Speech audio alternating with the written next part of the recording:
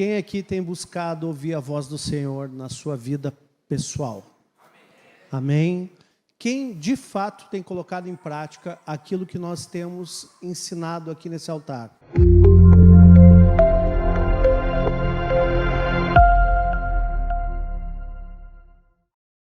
Hoje eu quero falar sobre oração.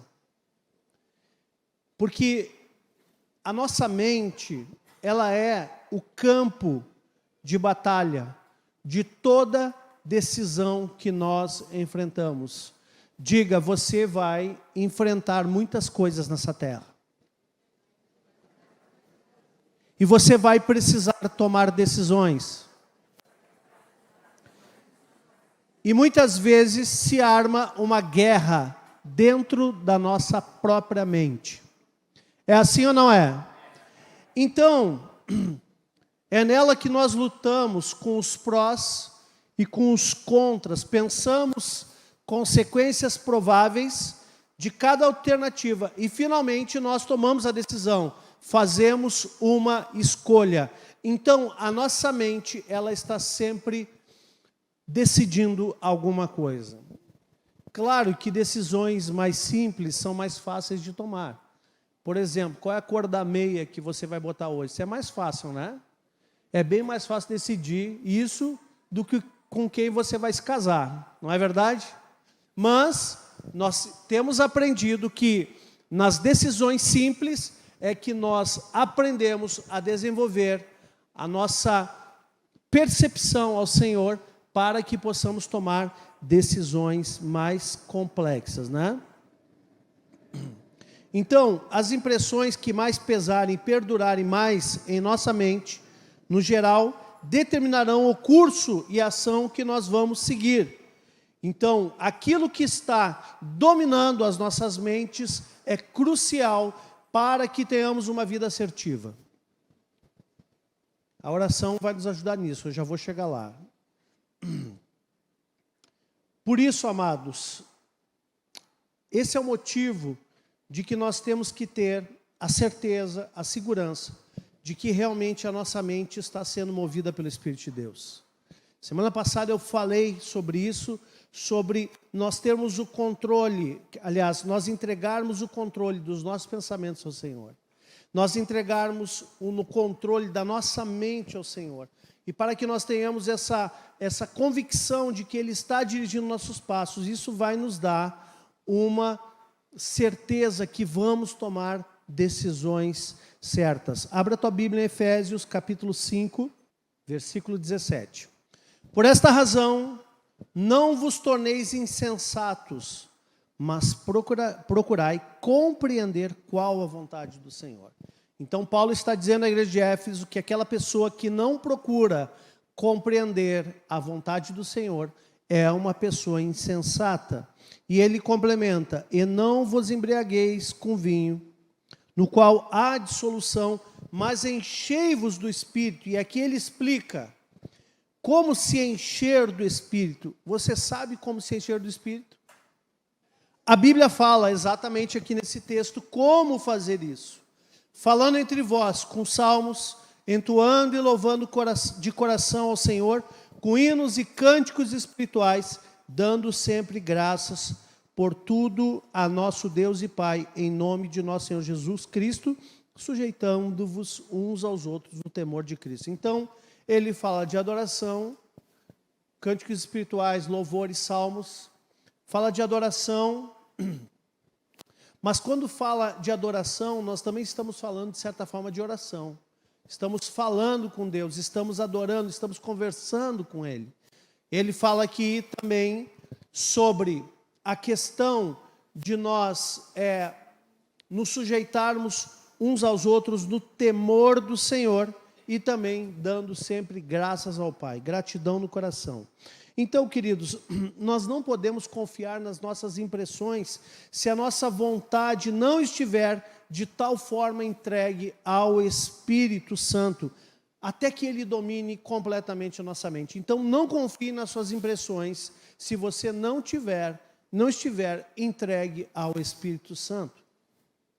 É necessário isso, porque senão nós podemos ter impressões que são vazias. Amém? Agora, quando porém Ele está no controle, nós podemos esperar que nossos pensamentos sejam os seus pensamentos. Então, nós queremos que Ele coloque os pensamentos dEle em nossa mente. Você está preparado para isso?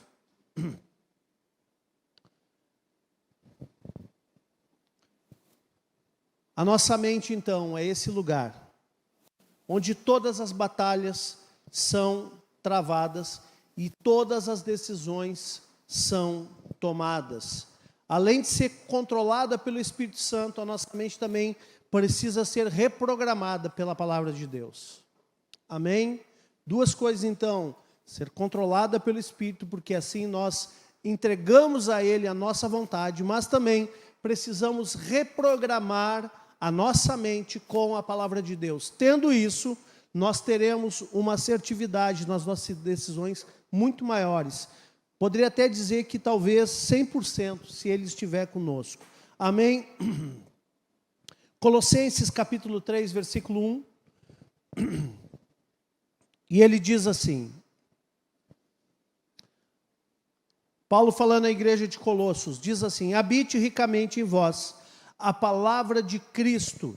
A palavra precisa habitar na tua vida. Ela precisa estar no teu coração. E ele diz: instruí-vos e aconselhai-vos mutuamente em toda sabedoria, louvando a Deus com salmos e hinos e cânticos espirituais, com gratidão em vosso coração, e tudo o que fizerdes, seja em palavra, seja em ação, fazei em nome do Senhor Jesus, dando por ele graças a Deus Pai. Então, o que ele está dizendo aqui? A palavra precisa habitar no teu coração, e você vai edificar a igreja, você vai edificar um ao outro, você vai edificar o seu irmão, mas também adorando, cantando, edificando com hinos, salmos, com gratidão no coração, e tudo que você faça, seja palavra, seja ações, você faz dando graças ao Senhor e não reclamando. Amém? É importante não reclamar, meu irmão. É importante nós termos uma voz não de murmurador. Porque aquele que fica murmurando é aquele que fica no deserto. Só fica no deserto o rebelde e o murmurador. Então, se você não é rebelde, não murmure, porque o rebelde sempre murmura. Então, não murmure. Tenha uma palavra de gratidão no teu coração. Amém? Então, outro ponto que é vital é que nós temos que estar em sintonia com o Espírito Santo. Se nós quisermos que Ele coloque as suas convicções sobre a nossa mente, então é preciso que estejamos em harmonia com Ele, e a linha de comunicação entre nós deve se manter aberta. Nós precisamos manter essa comunicação constante com Ele. Gente, uma coisa que eu aprendi na minha caminhada: a nossa comunicação com o Espírito Santo, ela não deve ser somente no culto. Ela não deve ser somente na célula. E digo mais, ela não deve ser somente no meu momento devocional. Eu não posso ter uma comunicação onde eu estou com Ele, estou na presença dEle, mas quando saio dali, parece que Ele não existe. Não, Ele está comigo o tempo inteiro. Amém? Se você está o tempo inteiro com a sua esposa ou com o seu marido, é natural, é normal que você vá trocando palavras ao longo do dia, não é verdade? Você não passa um dia inteiro lá na pessoa e não se comunica com ela. Então, nós precisamos manter esse canal de comunicação constante. Você tem o seu momento de devocional, mas você também precisa ter uma comunicação durante o dia, em todos os momentos, porque sempre há uma nova instrução a cada momento. E é aí que vai entrar a oração. Amém? Então vamos lá.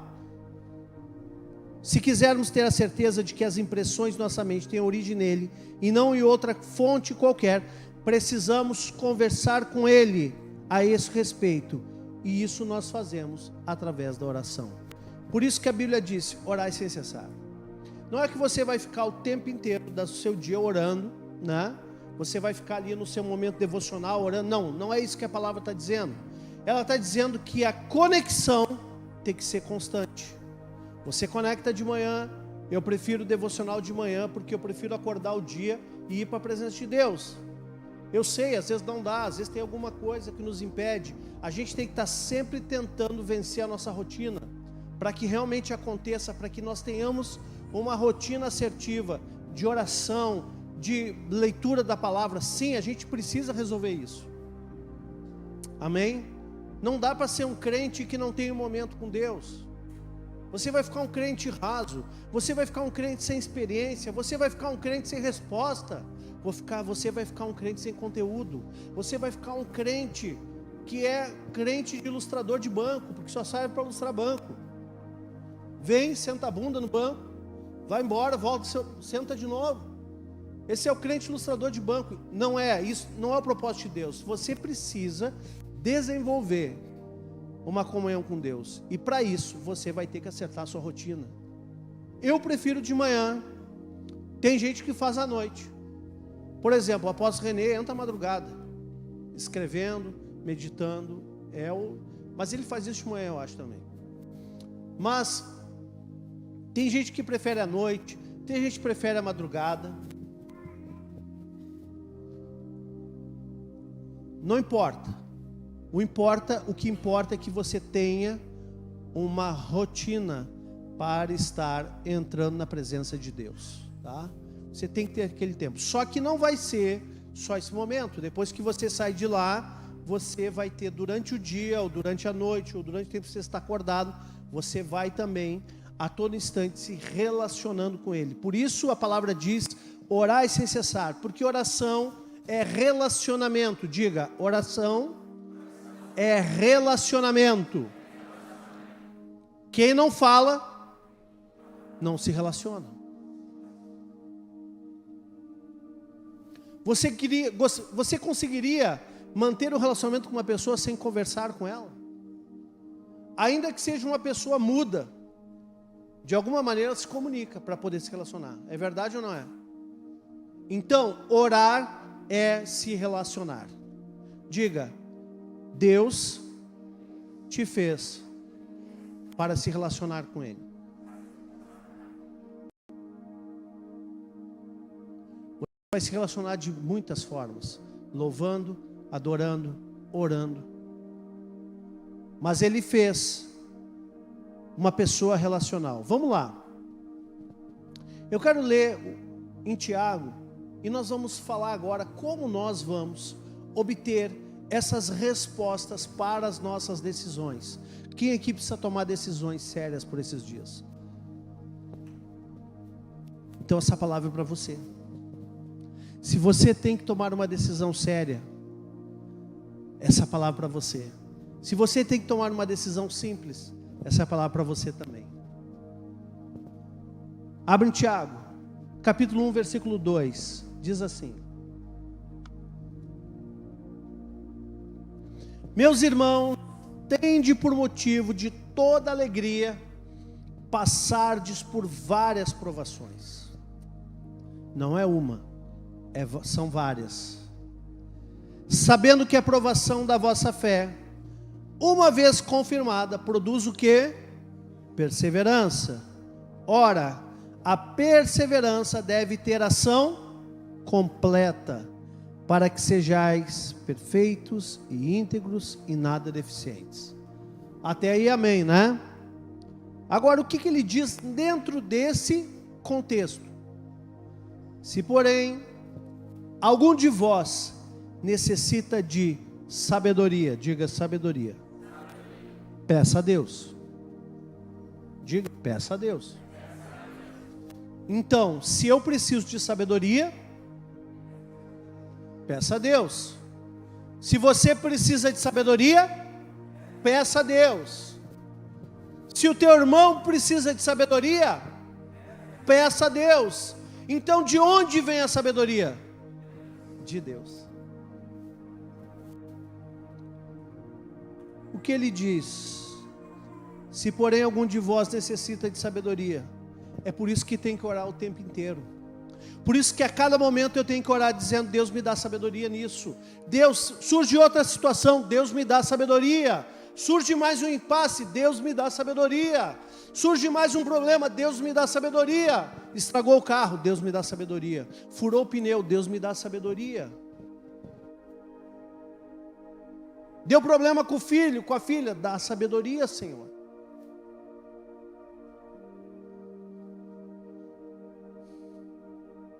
Alguma coisa aconteceu,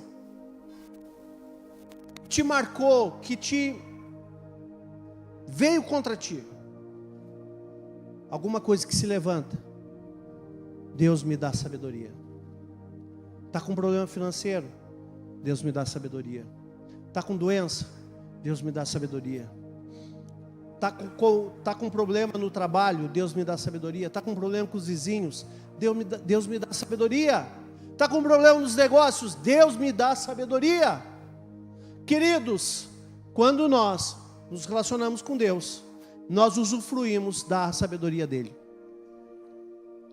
E Ele quer te dar sabedoria para você vencer cada desafio da sua vida. Somente Ele tem a sabedoria perfeita. Amém? E a Bíblia diz: se porém algum de vós necessita de sabedoria, peça. Então o que você precisa fazer?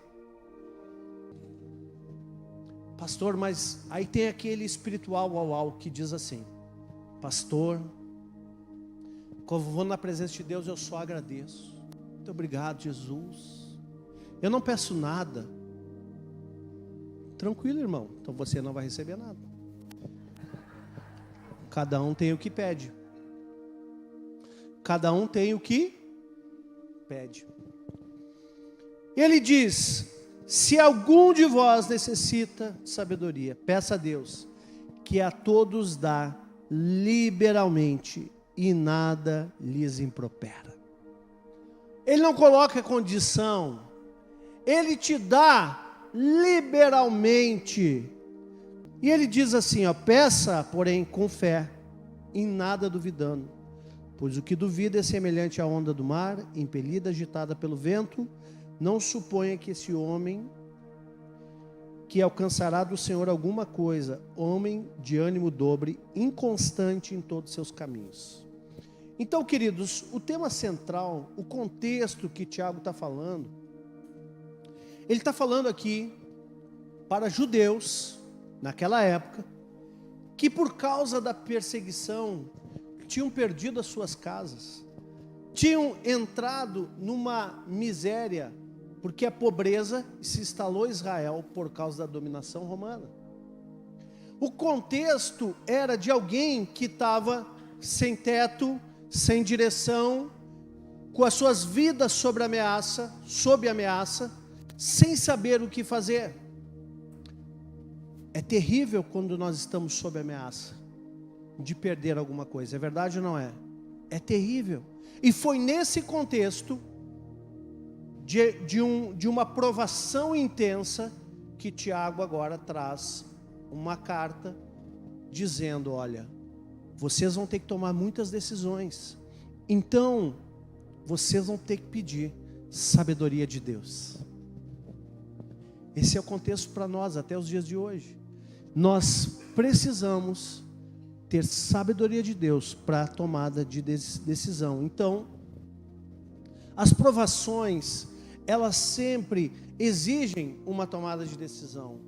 Para onde ir, o que fazer, com quem eu preciso compartilhar os meus problemas, como eu posso encontrar socorro, como eu posso encontrar ajuda, verdade não é?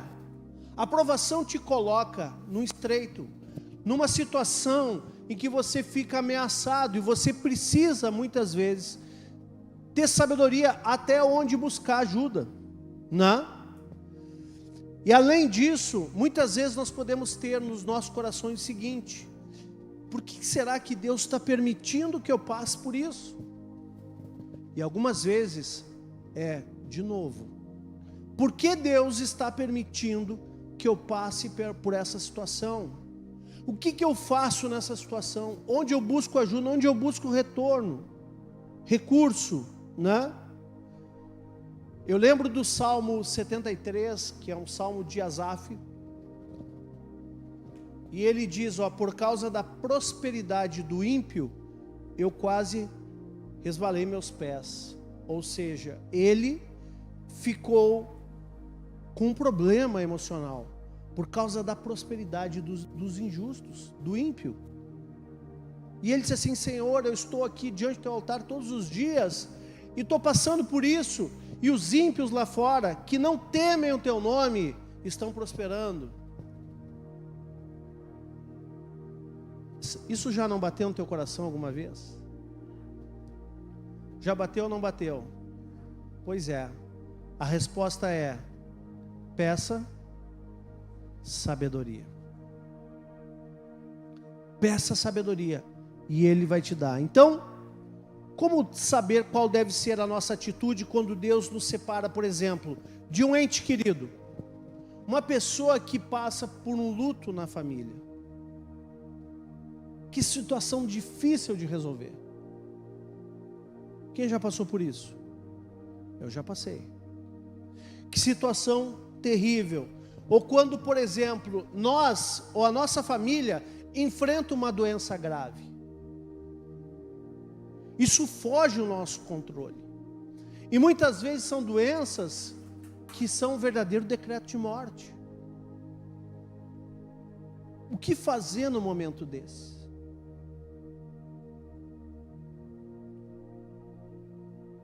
Ou quando uma pessoa, por exemplo, perde o emprego. Ou quando, por exemplo, roubam o carro, ou estraga o carro. Ou quando um bebê, até mesmo um bebezinho, fica doente. Ou se de repente o dinheiro, os recursos não chegarem a tempo de honrar os seus compromissos. O que fazer nesses momentos? Queridos, a vontade de Deus ela vai se estabelecer também pela tua oração. Diga, a vontade de Deus vai se manifestar quando você ora. Porque se alguma coisa, se alguma provação você está passando, Deus sabe disso. Se alguma provação você está vivendo, Deus sabe disso e Ele não perdeu o controle da situação. Diga, Deus não perdeu o controle. Nós muitas vezes podemos perder o controle daquilo que nos cabe. Mas se você está passando por isso, Deus não perdeu o controle, Ele sabe exatamente a porta de saída desse problema.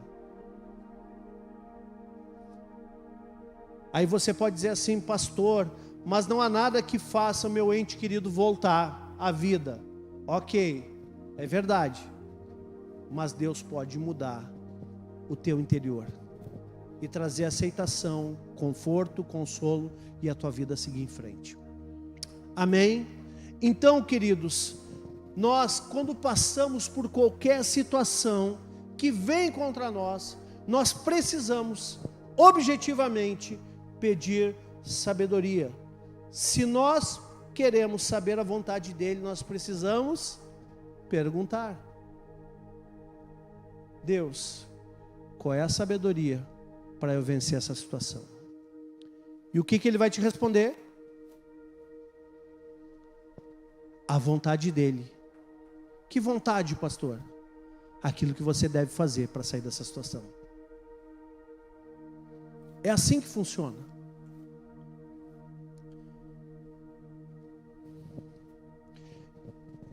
Nós vemos que, embora o texto de Tiago, ele se refere a provações de diversas, e no contexto dos judeus era uma perseguição terrível, mas ele estabelece aqui um princípio, que onde há uma prova, onde há uma situação, eu peço sabedoria, e ele vai trazer a resposta. Então, toda decisão em nossa vida, nós também podemos pedir sabedoria.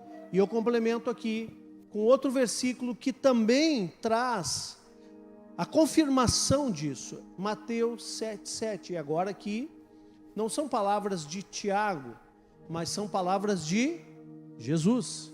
Olha o que ele diz: pedi e dar-se-vos-á, buscai e achareis, batei e abre-se-vos-á. E ele complementa dizendo, porque todo o que pede recebe, Quem é que recebe? Todo. Então ninguém vai ficar sem resposta. Amém? Porque todo que pede recebe, o que busca encontra, e a quem bate abrir-se-lhe-á. Então Jesus está fazendo agora aqui uma promessa. Mas essa promessa, ela começa com mandamento. É um mandamento com promessa. Lembra a diferença do princípio e do mandamento? Nós vimos aqui Tiago dando um mandamento, peça sabedoria. E agora nós vemos aqui Jesus falando um mandamento, pedi, dar-se-vos-á, buscai, ele está dando um imperativo aqui, está dando um comando, faça isso e vai acontecer, faça isso e as coisas vão brilhar, faça isso e você vai ver que se você bater naquela porta ela vai se abrir. Meu irmão, você perdeu o emprego, talvez esteja na hora de você bater numa porta aí de emprego, amém? Mas se você bater, ela vai se abrir, amém? Se você buscar uma oportunidade, ela vai aparecer, você vai encontrar. E se você pedir, ele está dizendo, todo o que pede, recebe.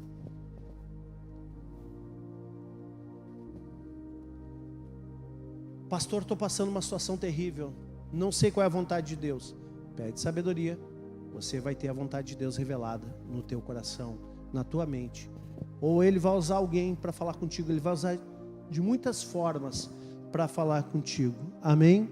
Vai te falar através da palavra, de algum profeta, através de uma pessoa, através do Espírito Santo no teu coração, através de uma mensagem como essa. Ele vai usar muitas maneiras de falar contigo, amém? Então, não importa se a decisão é que carreira eu escolho, que profissão eu vou ter, que faculdade eu vou entrar, com quem eu vou me casar, ou o que vou almoçar hoje, o que vou preparar para a janta, não importa. Tudo nós podemos pedir sabedoria para Deus. Quando você se sente numa situação que você não vê saída, Ele tem a saída, amém? Se você se vê numa situação que você não tem direção, Ele tem a direção. Agora, Jesus fez isso? Fez, Ele é o nosso modelo. Diga, Jesus é o nosso modelo. Quer ver uma coisa? Olha aqui, ó. Naqueles dias, Lucas 6:12. Naqueles dias, retirou-se para o monte, a fim de orar, e passou a noite orando a Deus. E quando amanheceu, chamou a si os seus discípulos e escolheu quantos? 12 dentre eles, aos quais deu também o nome de apóstolos. Então Jesus tinha um problema. Ele tinha uma pequena multidão de aproximadamente 120 discípulos, e mais as multidões que caminhavam atrás dele, mas tinha aqueles mais ou menos 120 que caminhavam com ele. Só que a demanda dele eu preciso de 12 para treinar, e para que esses 12 deem continuidade no projeto de implantação do reino, que dê continuidade à pregação do evangelho depois que eu partir dessa terra. Jesus sabia que ele ia passar pela cruz. Então, a demanda dele era saber quais dentre aqueles seriam os seus 12. Aí Jesus fez uma oração, tipo oração chama gato. Tá, agora vem cá os 12. Foi isso? Não. Ele passou a noite orando. Ele passou a noite orando. Acho que você não entendeu. Jesus virou a madrugada orando, para não errar. E ele acertou? Sim. Escolheu 12, sabiam tudo de pesca e de confusão. Mas ele não escolheu homens perfeitos. Ele trabalhou muito no aperfeiçoamento desses homens. Mas teve um que se perdeu, não tem problema. Até aquele que for para a perdição foi escolhido para isso. Amém? Então, deixa eu te dizer, Se Jesus, que era Jesus aqui na terra, precisou orar uma madrugada para tomar uma decisão difícil, quanto tempo nós investimos orando para tomar uma decisão difícil? Eu lembro que na minha vida, eu tive um tempo, gente, eu já passei por várias etapas na minha vida. Graças a Deus por ter passado por essas fases, porque hoje me dão um pouco de vivência para ajudar outras pessoas. Mas uma coisa que eu passei muito na minha vida, que eu tive assim um verdadeiro vale, foi na questão financeira, principalmente quando eu decidi largar tudo para ser pastor. Tinha uma vida com resultado, com recurso, mas Deus me deu um chamado e eu decidi largar tudo para ser pastor. Da noite para o dia, eu fui do 80 para o 0, não foi nem para o 8. E ali complicou a coisa, complicou muito. E eu me lembro que quando eu entrei nessa fase, eu sabia o que eu estava fazendo. Mas eu não tinha ainda a experiência que eu tive depois de ter passado. E eu me lembro, e eu vou ser bem sincero com vocês, eu não sou um cara de orar na madrugada. Quando eu deito para acordar às 6 da manhã, 6:30, tem que quase dar uma tijolada na cabeça, o espírito voltar para o corpo, né? Então eu não sou o cara de orar 3 da manhã, eu admiro quem tem essa condição e consegue, eu não sou assim. Confesso para vocês, queria ser, mas Deus não me fez assim, né? Então eu vou aceitar a minha condição, meu limite, né? Mas teve alguns dias que eu virei a noite orando. Aí não foi uma questão assim de acordar no meio da madrugada, mas amanhecer orando, buscando a presença de Deus, buscando como Jacó em Peniel, entrar até que o Senhor me desse a direção. Algumas vezes isso aconteceu na minha vida, de eu entrar à noite orando. E eu vou dizer para vocês que Deus responde. Porque quando nós estamos no vale, nós temos uma urgência de buscar um resultado. E aí, Deus tem também uma urgência de nos responder, porque Ele nos ama, Ele quer nos dar esse resultado. O problema é que a gente muitas vezes não se encontra, né? Deus está lá te esperando e tu está lá dormindo, né? A gente não se encontra, mas quando a gente vai ao encontro do Senhor, Ele responde. Tinha um pastor que dizia que de madrugada é bom porque a fila é menor, né? Então Deus ouve a oração de madrugada. A Bíblia diz que aqueles que me buscam de madrugada, esses encontram riquezas e bens permanentes. E eu encontrei isso no Senhor. Eu me lembro que eu comecei a estudar sobre libertação financeira naquela época, porque eu precisava da libertação, precisava naquela instância. E aí eu comecei a estudar. E o sentimento que eu tinha é que cada vez que eu entrava à noite adentro, não é todos os dias que eu virava, mas eu entrava ali meia-noite, 1h, 2h, até onde aguentava. Teve noites que eu virei, mas eu me lembro que eu comecei a estudar, e cada dia que eu estudava sobre o assunto, eu percebia que eu ia tirando camadas no meu entendimento, e eu percebia Deus falando comigo, me mostrando e me dizendo o que eu deveria fazer. Foi processual, mas eu percebi Deus falando comigo. Então eu quero te dizer, amado, se você está em apuros, você vai ter que passar um tempo com Deus um pouco mais longo, para ouvir a sua voz. Jesus tinha uma grande decisão, Ele virou à noite. Conforme a etapa que nós estamos na nossa caminhada de fé, o Senhor vai nos pedir alguns investimentos maiores. Tem dias que Deus nos pede ofertas maiores, não é verdade? Teu tempo também é uma oferta. Tem dias que Deus vai te pedir um tempo maior na presença dEle, para poder falar contigo. Amém? Agora, olha Davi que era um rei. Davi foi o grande rei de Israel. Amém? Ele foi o grande rei de Israel. Claro que Jesus é o rei dos reis, mas Davi no tempo dele, ele foi o grande rei de Israel. Até hoje, Davi, dentre os judeus, é considerado a cidade do grande rei lá, o rei de Israel. Se você vai a Jerusalém, você vai lá, vai ver que tem lá uma sinagoga onde está o túmulo de Davi. Tudo bem, é um túmulo que eu acredito que é simbólico, eu não acredito que ele esteja ali.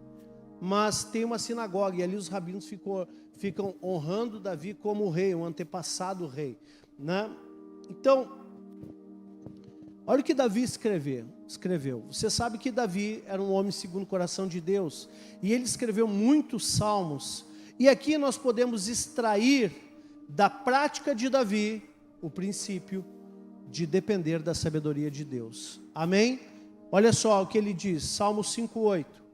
Senhor, coloca aí. Senhor, guia-me na tua justiça por causa dos meus adversários. Endireita diante de mim o teu caminho. Ele está pedindo um alinhamento de caminho. O caminho dele estava tortuoso. Quer ver outro salmo? 25, aliás, versículo 4. Faze-me, Senhor, conhecer os teus caminhos. Ensina-me as tuas veredas, guia-me na tua verdade e ensina-me, pois tu és o Deus da minha salvação, em quem eu espero todo dia. Por que será que Davi era um homem segundo o coração de Deus? Será que era por causa dos erros dele? Muito provavelmente não. Era por causa dos acertos dele. Salmo 27:11, outro salmo de Davi, diz assim: ensina-me. Olha a humildade desse homem diante de Deus. Ele se humilhava.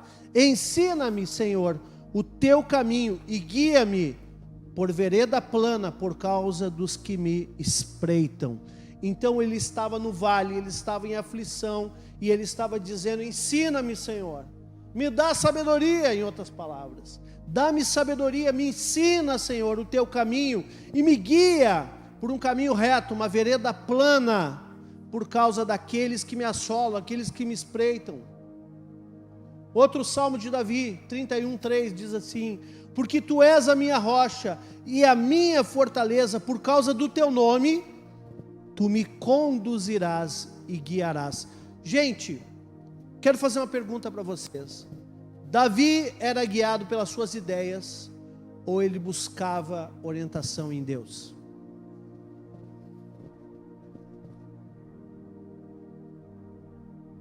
É exatamente assim que funciona.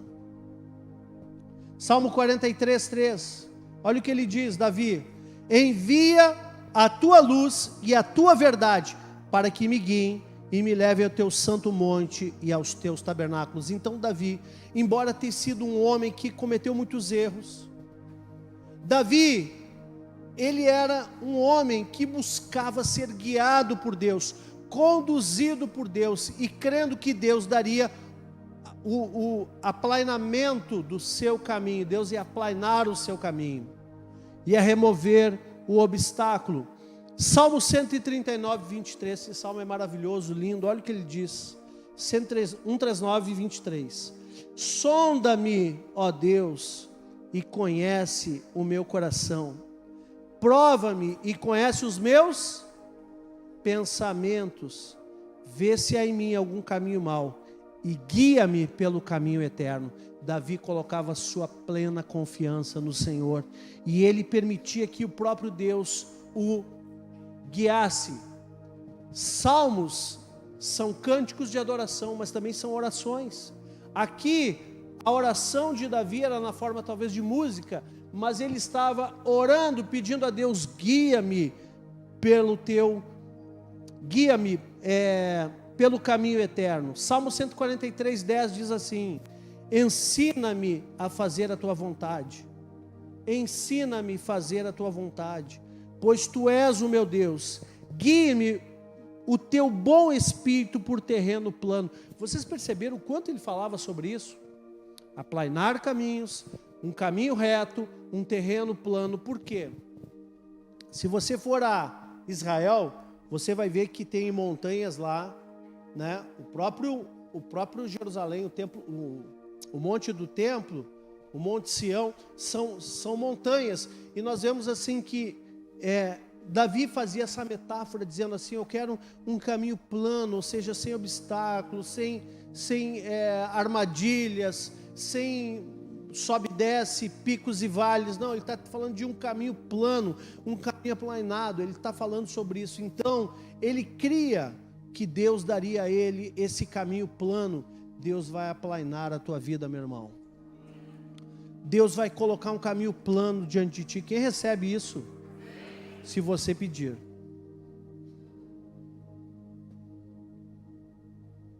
Talvez a gente pense assim: mas Davi foi um sortudo, né? Ele estava lá cuidando de ovelhinha, e aí foi lá o profeta e ungiu o rei. Que sorte ele teve. Não, Deus olhou o coração. Deus não olhou a aparência. O coração já era bom, o coração já era dependente do Senhor. Não era perfeito, mas era segundo o coração de Deus. Amém?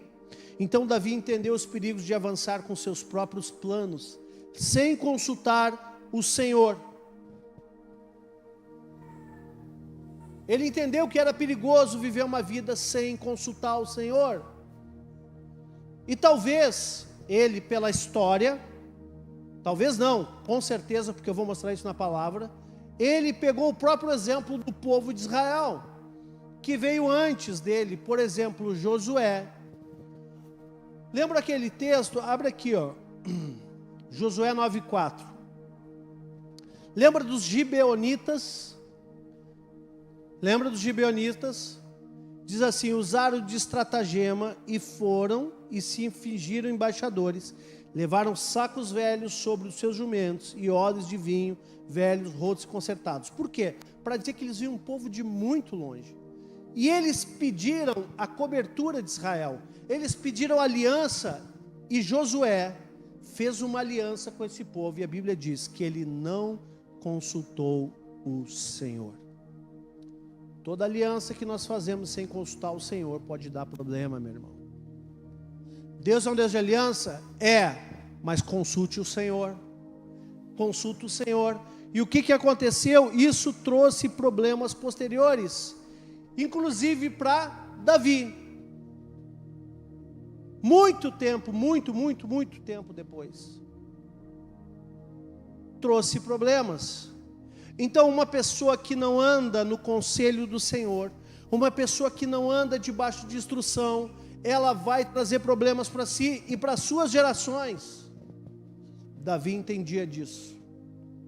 2 Samuel 21, olha que problemão que Davi teve que resolver por causa dos gibeonitas e por causa de Josué. 2 Samuel 21 diz assim: houve em dias de Davi uma fome de 3 anos consecutivos. Bateu lá a aprovação no reino. Mas Davi não era homem de Deus? Era. Mas houve uma fome de 3 anos durante o reinado de Davi. Davi consultou o Senhor, ele foi lá: Deus, me dá sabedoria. Por que a fome chegou no meu reino? Por que nós estamos passando por isso? Deus, me dá o quê? Sabedoria. Ele consultou o Senhor e o Senhor lhe disse: a culpa de sangue sobre Saul e sobre a sua casa, porque ele matou os gibeonitas. Então chamou o rei os gibeonitas e lhes falou. Os gibeonitas não eram dos filhos de Israel, mas do resto dos amorreus. E os filhos de Israel lhes tinham jurado poupá-los, lá em Josué. Porém Saul procurou destruí-los no seu zelo pelos filhos de Israel de Judá. Perguntou Davi aos gibeonitas: que quereis que eu vos faça? E que resgate vos darei para que abençoeis a herança do Senhor? Então os gibeonitas lhe disseram: não é por prata nem ouro que temos questão com Saul e com sua casa, nem tampouco pretendemos matar pessoa alguma em Israel. Disse Davi: que é, pois, que quereis que vos faça? Responderam ao rei: quanto ao homem que nos destruiu e procurou que fôssemos assolados, sem que pudéssemos subsistir em limite algum de Israel, de seus filhos se nos deem 7 homens, para que os enforquemos ao Senhor em Gibeá de Saul. O eleito do Senhor, disse o rei, eu os darei. Davi teve que dar 7 homens da casa de Saul, para que a maldição fosse quebrada. Por quê? Porque Josué não ouviu o Senhor. E a maldição se estabeleceu, a culpa de sangue. Gente, em Êxodo 20, quando fala dos 10 mandamentos, ele diz que o Senhor visita a maldição dos pais dos filhos. E nós vemos aqui um povo amaldiçoado, porque um rei que antecedeu Davi, Saul, ele quebrou a aliança. E a maldição veio sobre o povo. Então, talvez, agora trazendo para o teu contexto, talvez isso que tu estejas vivendo, existe uma culpa de sangue, existe uma maldição instalada na tua vida, que você nem sabe. Mas quando você consultar o Senhor, Ele vai te falar, isso está acontecendo por causa dessa situação, que não foi resolvida, porque há uma brecha no mundo espiritual, porque há uma legalidade para o inferno lavrar a tua vida, peneirar a tua vida, porque você nem sabia da situação, mas o inimigo requereu da tua vida isso. Quem pode te dizer isso? O Senhor. Como é que Davi ficou sabendo da maldição que se instalou e trouxe fome, trouxe pobreza sobre Israel? Porque ele consultou o Senhor, e o próprio Deus falou para ele, a culpa de sangue sobre o meu povo. Às vezes você está vivendo as consequências de algo, mas você não sabe nem a origem disso. Você só vê os resultados, mas não sabe a causa. Deus sabe a causa e Ele quer te falar. Peça sabedoria para Ele. Quando eu falo em pedir sabedoria, não é só pedir para ser uma pessoa sábia, não. Sabedoria é saber o que fazer numa situação de vulnerabilidade, numa situação que vem contra ti. Ele pode te dar sabedoria e te tirar de qualquer situação. Amém? Nós não podemos deixar que um erro desse seja cometido e nós vivemos consequências na nossa vida e nossos filhos também. Agora eu te pergunto, quanto tempo você gasta na presença de Deus por dia, tentando ouvir uma direção sobre um assunto? Quanto tempo você gasta? 5 minutos? 2? Ou quem sabe o teu devocional dura 10, todo ele. A leitura da palavra e a tua lista de oração. Você tem um problemão para resolver. Você gasta 5 minutos por dia com esse problema na presença de Deus? Será que se você gasta, eu quero te dizer, que você gastar pelo menos 5 minutos com um problema, Deus vai te falar, vai te resolver. Agora o problema é que a gente não gasta nem 5 às vezes. A gente pega aquela lista que é o bastantão, vrum, né? Acabou. Deus está te esperando, meu irmão.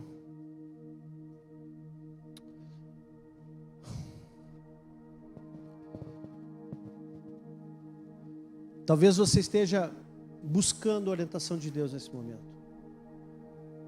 Essa ansiedade, essa preocupação, mas a falta de investimento, por outro lado, na presença de Deus, para ouvir a direção, isso acarreta ansiedade e prejudica o teu relacionamento com Deus. Sabe quando você ora um pouquinho e não vê nada acontecer? Porque você, muitas vezes, está orando, esperando que Deus faça alguma coisa por você. Sim ou não? Você ora esperando que Deus faça algo por você? Sim ou não? Então você deveria esperar ouvir Deus para Ele fazer junto com você. Deus não está interessado em fazer nada por ti. Tudo que Ele tinha que fazer, Ele já fez em Cristo.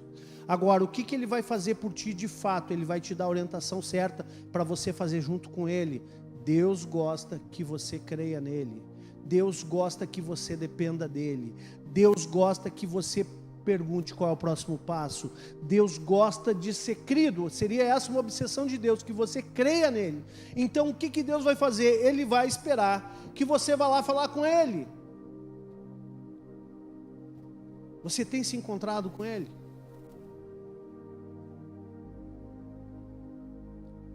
Vai lá falar com ele.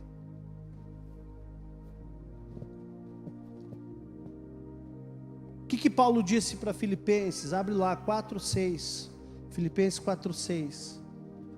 Paulo é claro aqui para a igreja de Filipos o seguinte, ó. Não andeis ansiosos. Gente, a ansiedade vai te afastar de Deus. Presta atenção nisso. Não ande ansioso. Ele diz aqui, ele dá um comando para aquela igreja. Ele não está sugerindo, ele está afirmando. Não faça isso. É um mandamento. Não andeis ansiosos de coisa alguma. Em tudo, porém, sejam conhecidas diante de Deus as vossas petições. Como que é conhecido? Pela oração, pela súplica e ações de graças. Então você ora e agradece. Ora, suplica a Deus e agradece. Ora, suplica a Deus e agradece. E a paz de Deus, que excede a todo entendimento, guardará o vosso coração e a vossa mente, Cristo Jesus. Então, a paz que vem dele, quando você ora, ele coloca a paz no teu coração e você para de ficar ansioso. O próprio Deus vai guardar a tua mente, para você não ficar nessa ansiedade. Mas agora, se você tiver mais tempo, aguarda ele falar contigo também. Então fale com Deus a respeito de que decisão você quer tomar, ou o que você vai decidir. Compartilhe com Ele seus pensamentos. Agradeça ao Senhor a sua promessa de guiá-lo, e desfrute dessa paz de mente que só o Senhor pode conceder. Amém, queridos? Agora, por que a oração é tão importante? Vamos avançar aqui. Você já entendeu que você precisa orar, amém? Sabedoria vem dele. Está te faltando sabedoria? Peça a Deus. Agora, por que oração é tão importante? Por que Deus inventou esse negócio? Para que eu preciso orar? Por que eu preciso orar se Deus já prometeu que Ele vai me orientar? Eu vou te dar uma resposta bem simples. Você precisa orar, porque Ele mandou você orar. Orar é sem cessar. Então, se eu sou crente, se você crê em Deus, se você é crédulo, você obedece. É simples assim. Tem coisas que não precisa levar uma exegese profunda, né? É simples assim. Você simplesmente ora porque Ele te mandou orar. E aí você está obedecendo o Senhor. Então, agora, pode ser que exista algumas razões para que Deus trouxe essa exigência para nós, né? E eu quero falar para vocês que a oração, ela é, na verdade, também uma admissão de uma necessidade. Ou seja, estou admitindo ante Deus que eu dependo dEle. Deus gosta de ser querido. Deus gosta que nós dependamos dEle. Então, quando você ora, você está dizendo: Deus, eu dependo de Ti. Eu não dependo das ideias, das vozes que vêm na minha cabeça. Eu dependo de Ti. Eu não dependo da minha vontade, eu dependo de Ti. Amém? Então, enquanto nós negligenciarmos pedir orientação a Ele, estamos confirmando que sabemos o que é melhor para nós e que podemos tomar decisões sozinhos, independentes dEle, né? Sem a ajuda dEle. Mas nosso poder de raciocínio por si só é insuficiente para enfrentar as imensas decisões que nos confrontam através da vida. Então, nós podemos correr o risco de achar que nós já temos maturidade, nós já temos intelectualidade, capacidade de tomar todas as decisões sozinhos. Pois é. Por isso muitas vezes a gente quebra a cara. Por isso muitas vezes a gente cai no erro de não consultar o Senhor. Salomão fala em Provérbios 3, versículo 5, Confia no Senhor de todo o teu coração e não te estribes no teu próprio entendimento. Amém? Então não te arrebenta no teu próprio entendimento, mas confia no Senhor de todo o teu coração. Agora, por outro lado, quando nós pedimos orientação a Deus, estamos reconhecendo nossa incapacidade de dirigir com êxito o nosso futuro e estamos então pedindo a sua ajuda. Deus quer te ajudar.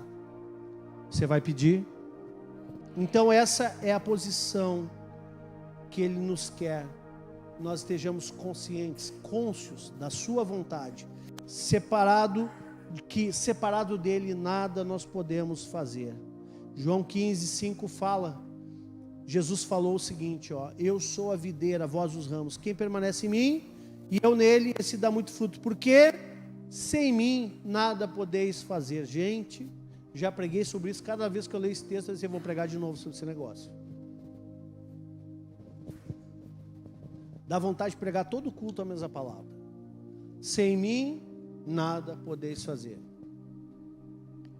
Amém?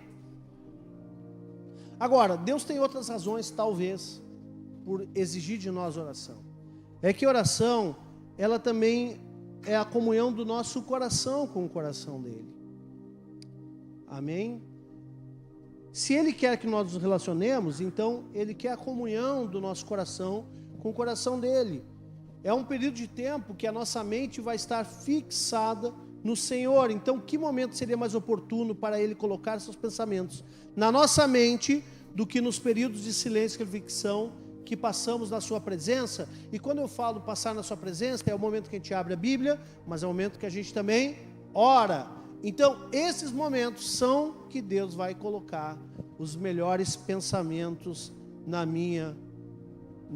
nossas mentes. Amém?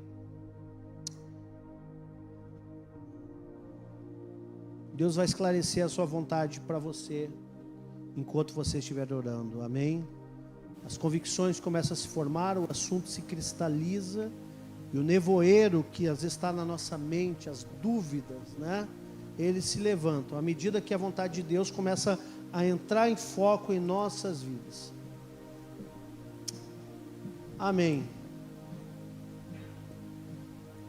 Para finalizar, as impressões colocadas por Deus em nossa mente através da oração não são ideias impulsivas, irresponsáveis, que nos levam numa direção hoje e outra amanhã. Isso são as vozes do mundo na nossa cabeça, que um dia nos dão uma direção e outro dia é outra, né?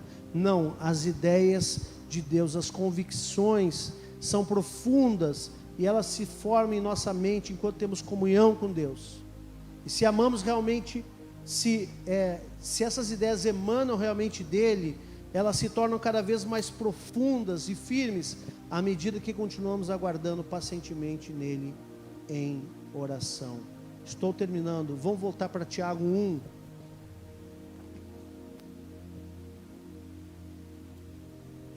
Versículo 5. Tiago 1, versículo 5. Palavra que eu li no início. Se, porém, algum de vós necessita de sabedoria, peça a Deus, que a todos dá liberalmente e nada lhes impropera. E se lhe há concedida, agora ele colocou uma ressalva aqui. Peça, porém, com quê? Com fé. Não adianta pedir sem fé. Você tem que entrar lá, convicto que você vai entrar lá para receber orientação. Amém? Peça com fé, em nada duvidando, pois o que duvida é semelhante à onda do mar, impelida e agitada pelo vento. Não suponha que esse homem alcançará do Senhor alguma coisa. Homem de ânimo dobre, inconstante em seus caminhos. Então você pede um dia, depois você entra lá, não pede mais. Não, vá com fé, vá sistematicamente na presença de Deus, pedir com fé e colocar um assunto na pauta com Ele e aguarda Ele falar contigo. Amém? Para fechar, não vai dar tempo, quero trazer um último pontinho aqui. Geralmente a oração, quando nós estamos debaixo de uma prova muito grande, a oração também pode ser acompanhada por jejum. Jejum. O jejum não muda Deus. O jejum não força a barra com Deus. Mas o jejum nos muda.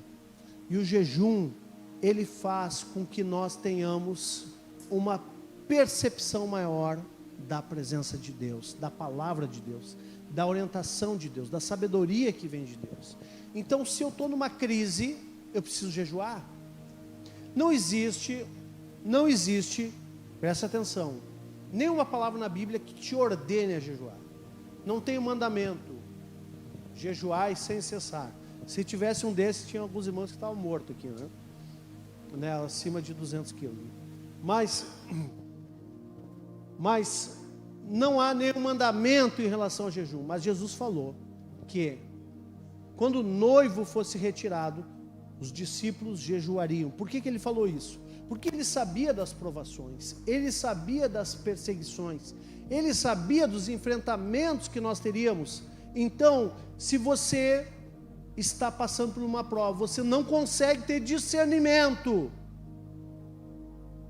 daquilo que Deus quer que você faça, da palavra de sabedoria que vem de Deus, você precisa entrar em jejum. O jejum vai te ajudar a ouvir a resposta. Amém, querido? E aí talvez esteja uma possibilidade. Nós cremos no jejum na direção dos alimentos. Amém? Esse é o formato original do jejum. Mas também tem pessoas que jejuam o sono. Por isso muitas pessoas oram de madrugada fazendo um jejum de sono, ou seja, estou sacrificando aqui meu corpo. Estou negando o sono para estar buscando a voz do Senhor. Amém, queridos? Então, o jejum não muda a pessoa, não muda Deus, ele nos muda e ele nos torna mais perceptíveis a ouvir a voz de Deus. Jejuar sem orar é passar fome, tá? É dieta, passar fome, jejum intermitente, qualquer outro nome aí. Mas jejum bíblico é um jejum que você se abstém do alimento, ou no caso do sono, né? Hoje existem outros jejuns, né? Jejum de Coca-Cola. Esse é fácil, né? Jejum de Facebook, Instagram, internet. Eu acho que o jejum, ele sempre tem um alimento envolvido também, viu? Mas assim, eu sei que tem pessoas que fazem isso, que fazem um jejum no sentido de desintoxicar do mundo. Ok, tudo bem. Mas quando você quer ouvir a voz de Deus, 2 jejuns são importantes, tá? De alimentos. E talvez você precise investir algumas madrugadas, se a coisa é muito séria. Tá bom? Para você realmente estar perceptivo e ouvir a voz de Deus. Ele tem uma palavra de sabedoria que vai mudar a tua história. Se tem alguma coisa encoberta, se tem algum caminho mau, se tem alguma maldição, Ele vai trazer a luz. É assim que acontece, amados. E Deus vai te transformando de glória em glória.